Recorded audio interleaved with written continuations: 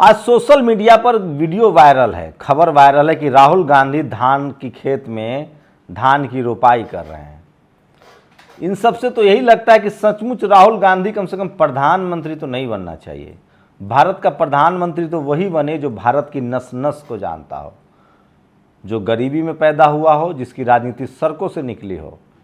ऐसे में शरद पवार हो सकते हैं, खड़गे हो सकते हैं, नीतीश कुमार हो सकते हैं, मायावती हो सकती हैं, वो तमाम लोग हो सकते हैं जिन्होंने सड़कों को नापा हो। प्रधानमंत्री मोदी को हराना है आपको, तो आपको सड़क पर नापने वाला नेता चाहिए। देखिए, मैं राहुल गांधी की अमीरी से मुझे जलन नहीं है, मैं बस एक बात बता रहा हूं। जो सड़कों पर जिसने नंगे पैर सफ़र किया हो, जिसने सरकारी स्कूल के दरवाजे से पढ़ाई की हो, जिसने खेतों से गुजरकर दिल्ली कॉलेज यूनिवर्सिटी तक का सफ़र तय किया हो, जेएनयू से पढ़ा हो, या जिसने राजनीति में मुकाम बनाया हो, एकदम ठेठ शब्दों में कहे तो जो सड़कों से घिस कर आया हो, ऐसे ही कोई हरा सकता है नरेंद्र मोदी को, जिसको राजनीति की भी समझ हो, समाज की भी समझ हो, जाति की भी समझ हो, धर्म की भी समझ हो। एक काजोल है, अभिनेत्री हैं, वो कहती हैं कि हमारे नेता पढ़े लिखे नहीं है जिनको हमने सर पे बैठा लिया है। मैडम, आपके पति बहुत पढ़े लिखे हैं, गुटखा बेचते हैं, पैसे के लिए कुछ भी कर देंगी, दिलीप मंडल ने उनको जवाब दिया है। तो मैं फिर कह रहा हूं, राहुल गांधी की राजनीति से मैं सहमत हो सकता हूं, राहुल गांधी से आप सहमत नहीं हो सकते हैं।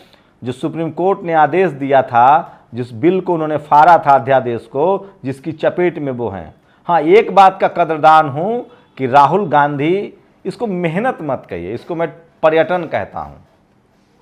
धान रोपने के लिए एक दिन खेत में चले जाना, चलिए अनुभव के लिए अच्छा है। एक दिन ट्रक ड्राइवर, देखिए ईमानदारी से विश्लेषण हो चाहिए, ट्रक ड्राइवर के साथ एक दिन बिता लेना, चलिए हो सकता है इससे भी उनको लोगों की समझ में आए।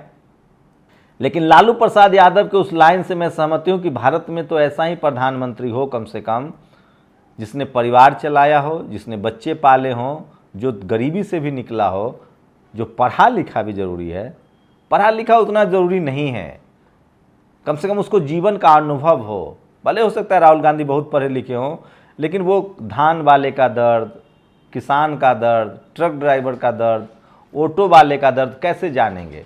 इंदिरा जी भी नहीं जानती थी तो प्रधानमंत्री नेहरू उनको चिट्ठी लिखा करते थे। मैं ये भी बात कह रहा हूँ, ये बात तेजस्वी पर भी लागू होता है, अखिलेश यादव पर भी लागू होता है, स्टालिन पर भी लागू होता है, ये बात आकाश आनंद पर भी लागू होता है, क्योंकि ये सेकेंड जनरेशन के लोग हैं। इन तकलीफों से इनका उतना वास्ता नहीं है। इनके पिता ने संघर्ष किया है, नो डाउट।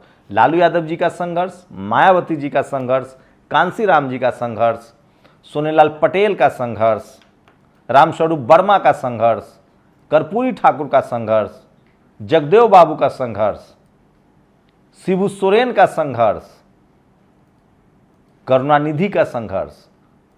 तो बहुजन समाज को अपना नेता सड़क का संघर्ष जिसने किया हो उसको चुनना चाहिए। उसमें नीतीश कुमार भी आते हैं, क्योंकि उन्होंने भी एक लंबा संघर्ष किया है। मैं फिर कह रहा हूं, पॉलिटिकल लीडरशिप का ट्रांसफर जब तक आप सड़क के नेता को नहीं चुनेंगे, तब तक आपके न्याय की मुक्ति नहीं मिलेगी। राजेंद्र प्रसाद सिंह कहते हैं कि बहुजनों के साथ दिक्कत यह हुई कि उन्होंने ऐसा नेता चुन लिया जो पहले संसद चले गए, सोशल जस्टिस की लड़ाई बाद में समझ में आई। जबकि नेहरू ने इंदिरा को कभी संसद नहीं भेजा था, चिट्ठियां लिखी थी, और जब इंदिरा सत्ता में आई तो वो, अगर उनकी हत्या नहीं होती तो वो नेहरू से ज़्यादा राज करते। तो मुझे लगता है कि बहुजन समाज को अपना नेता हर बार सड़क से चुनना चाहिए, जो धूप छाँव, गरीबी अमीरी, खेत खलिहान, कॉलेज यूनिवर्सिटी में पका हो, नपा हो, तला हो, तभी वो आपके लिए प्लानिंग बना पाएगा। हाँ, राहुल गांधी अच्छा अनुभव ले सकते हैं, उनके पास टीवी है, अखबार है, महिमा मंडित करने के लिए है, लेकिन कोई लोटन राम निषाद, कोई चंद्रशेखर आजाद रावण, कोई मायावती, कोई लालू यादव, कोई शिवपाल यादव, कोई शिबू सोरेन, कोई करुणानिधि जैसे नेताओं की जरूरत है बहुजन समाज को। मतलब आप वैसा, मेरी राय है, निजी राय है, वैसा नेता चुनिए जिसने अपने जीवन को संघर्ष में तपाया हो, जो सड़कों को भी जानता हो और बाद में संसद को भी जाने, और पढ़ा लिखा हो तो सोने पर सुहागा नहीं भी हो तो अनुभव से बड़ा कोई पढ़ाई लिखाई नहीं होती है। तभी जाकर सोशल जस्टिस मजबूत होगा। नरेंद्र मोदी के साथ यही प्लस पॉइंट है कि उस शख्स ने प्रधानमंत्री बनने से, मुख्यमंत्री बनने से पहले लगभग 35 साल इस देश की सड़कों को छाना है। आइडियोलॉजी उनकी जो आइडियोलॉजी हो, और इसीलिए नरेंद्र मोदी के काम में एक बात देखिएगा, उनका जो चॉइस है, आप उनसे सहमत हो सकते हैं, असहमत हो सकते हैं, लेकिन चॉइस देखिए। अगर आईओसी किसी को खिलाड़ी को चुनना है बड़े पद के लिए तो पीटी उषा, कांग्रेस किसको चुनती है? सचिन तेंदुलकर। नरेंद्र मोदी को भारत रत्न पद्म भूषण के लिए चुनना है तो कोई गरीब ट्राइबल महिला, सचिन तेंदुलकर के बाद रेखा चुना जाता है कांग्रेस में। यही फर्क है, क्योंकि नरेंद्र मोदी इस देश की नब्ज को जानते हैं। शायद राहुल गांधी वही जानने की कोशिश कर रहे हैं, मुझे नहीं पता कितना जाने। अब आते हैं शरद पवार पर, वो भी देश की नब्ज को जानते हैं। लोग कह रहे हैं कि शरद पवार ने बड़ी चाल चली है। उनके भतीजे और तमाम जो उनके नेताओं पर सीबीआई, ईडी की चाबुक चल रही थी, वो टंटा भी खत्म हो गया है। वो उनके लोग सरकार में चले गए हैं और एक तीर से दो निशाना। शिंदे जो खुद मराठा हैं, एक बड़ा स्पेस बना रहे थे मुख्यमंत्री बनकर, उनके भी पर कतरे जा रहे हैं। मतलब मराठा छत्रप तो शरद पवार ही रहेंगे। क्या बीजेपी से चूक हो गई है, भूल हो गई है? शिंदे जो तेजी से उभर रहे थे, उनको साइड करने के लिए शरद पवार ने चाल चल दिया है। उनके नेता तमाम जांच से भी बच गए और शिंदे का इलाज भी हो गया। ये भी बहुत लोग कह रहे हैं। आप लोग बताइए, आप लोग की क्या राय है? बीएसपी सुप्रीमो मायावती ने आज दिल्ली में बड़ी बैठक की है। हरियाणा, पंजाब के नेताओं से मिली हैं, बड़ी बैठक की है, और उसमें आकाश आनंद और उनके जो भतीजे हैं वो भी मौजूद थे। ये भी बड़ी खबर है जो सोशल मीडिया पर वायरल है। तो मैं फिर कह रहा हूँ कि भारत जो एक गाँव का देश है, बड़ा देश है, यहाँ पढ़ा लिखा से ज़्यादा ज़रूरी है कि नेता जो है, जो प्लानिंग कमीशन, जो पॉलिसीज़ बनाने वाले लोग हैं, उनको रूट की जानकारी हो, गांव की भी जानकारी हो, शहरों की भी जानकारी हो। और अगर कम से कम सोशल जस्टिस वाले जो नेता हों, उनके लिए तो बहुत ज़रूरी है कि उन्होंने जीवन में दुख तकलीफ भी उठाए हों। मैं ये नहीं कह रहा हूँ कि यही एक तरीका हो सकता है, पढ़ाई लिखाई से भी सोशल जस्टिस की समझ बढ़ती है। जैसे हाल के दिनों में जब सत्ता से दूर हुए अखिलेश यादव, तेजस्वी यादव पर जिस तरह से चार्जशीट फाइल हो रही है, हेमंत सोरेन के साथ जिस तरह से हुआ है, राजनीतिक रूप से उनको जिस तरह से परेशान किया जा रहा है, स्टालिन के साथ जिस तरह से हुआ है, तो हो सकता है कि अब उनको समझ में, अखिलेश जी को तो समझ में तब आया जब उन्होंने खुद कहा है कि जब मेरे घर को गंगा जल से धुलवाया। स्टालिन की समझ तो दिख ही रही है।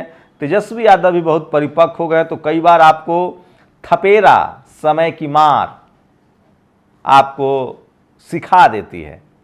तो चलिए, जो जिनके पास सेकेंड लीडरशिप है बहुजन समाज की, सोशल जस्टिस की, वो सीख रहे हैं।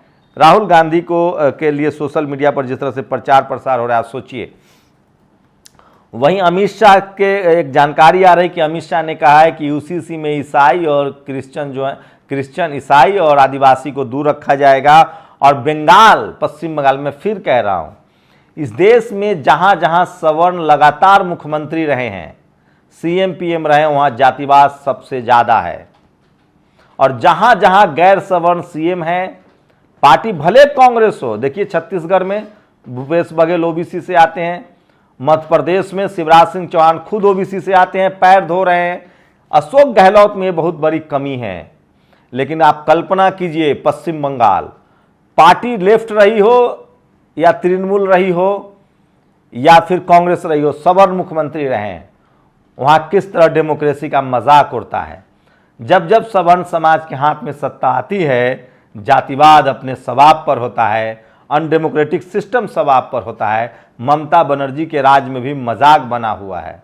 यूपी में भी हुआ था, दिखा था किस तरह से लोग के महिलाओं के कपड़े खोले गए, पर्चियां नहीं दाखिल की गई, तमाम साम दाम दंड भेद अपनाया गया। ममता बनर्जी के राज पश्चिम बंगाल में भी ये होता है। मैं फिर कह रहा हूँ, मैं एक पत्रकार के तौर पे सच को सच कहूँगा, गलत को गलत कहूँगा, और ये मेरी नैतिक जिम्मेदारी है। इसलिए जब मायावती, अखिलेश, लालू यादव, इनके हाथ में सत्ता होती है, स्टालिन के हाथ में सत्ता होती है, तो स्कूल, पढ़ाई लिखाई, दवाई, अस्पताल बनते हैं। जब सवर्ण समाज के नेताओं के हाथ में सत्ता होती है तो वो अपने आइडियोलॉजिकल वॉर की तरफ बढ़ते हैं। गाय, गोबर, गौमूत्र, हिंदू राष्ट्र, उनको पढ़ाई लिखाई, स्कूल, अस्पताल, दवाई से उतना मतलब नहीं होता है। क्या आप लोग सहमत हैं इस राजनीति से या नहीं? अपनी प्रतिक्रिया जरूर दीजिए। शुक्रिया। नेशनल दस्तक की आपसे गुजारिश है कि अगर इसको बचाना चाहते हैं तो नेशनल दस्तक को सब्सक्राइब करने के लिए रेड कलर के सब्सक्राइब बटन को दबाएं, फिर बेल आइकन की घंटी दबाएं। नेशनल दस्तक को बचाने के लिए बहुत जरूरी है कि हर खबर को शेयर करें, लाइक करें, कमेंट जरूर करें।